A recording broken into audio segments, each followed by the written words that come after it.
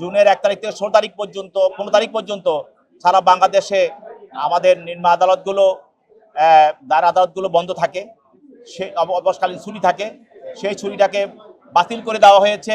বর্তমানে বাংলাদেশে যে একটি চাঞ্চল্যকর আর শিশু দর্শক হত্যা মামলা, সেটা হলো যেই মামলার ভিকটিম রামিসা আক্তার, এই রামিসা আক্তারকে দর্শন করে 8 বছর একটি বাচ্চা তাকে দর্শন করে হত্যা করা হয়। এই মামলার আসামি মোহাম্মদ সোহেল রানা এবং তার স্ত্রী স্বপ্না খাতুন।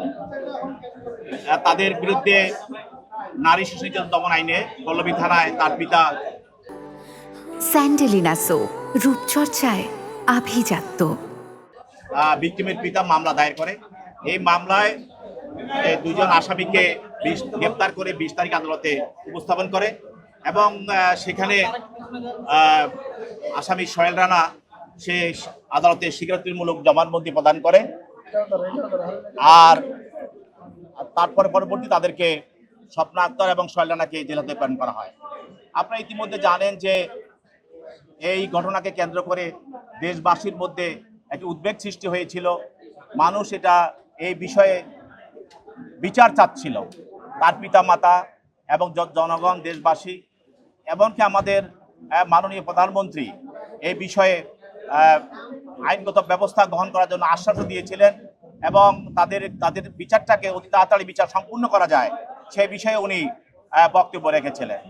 সব কিছু বিবেচনা করে সরকারের আন্তরিকতা এবং সরকারের প্রচেষ্টা, সেই কারণে আজকে তদন্তকারী কর্মকর্তা 5 দিনের মাথায় আজকে এই দুইজন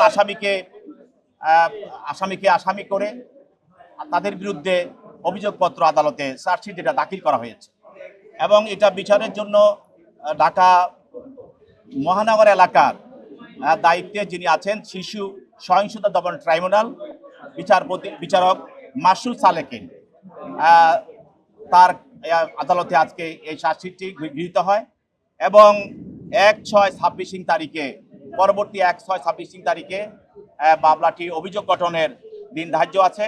ওই দিন মামলাটির অভিযোগ গঠন করা হবে এবং পরবর্তীতে প্রতিদিন এইটার বিচার কাজ সাক্ষ্য গ্রহণ করা হবে এবং বিচার কাজ স্বল্প সময়ের মধ্যে সম্পূর্ণ করা হবে।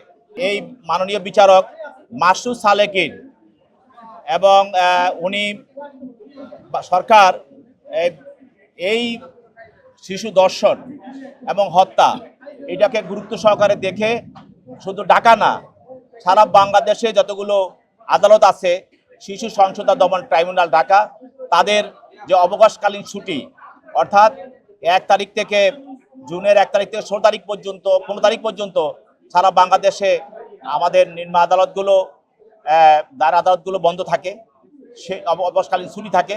সেই ছুটিটাকে বাতিল করে দেওয়া হয়েছে শুধুমাত্র ওই শিশু সহিংসতা দমন ট্রাইব্যুনাল আদালতগুলো।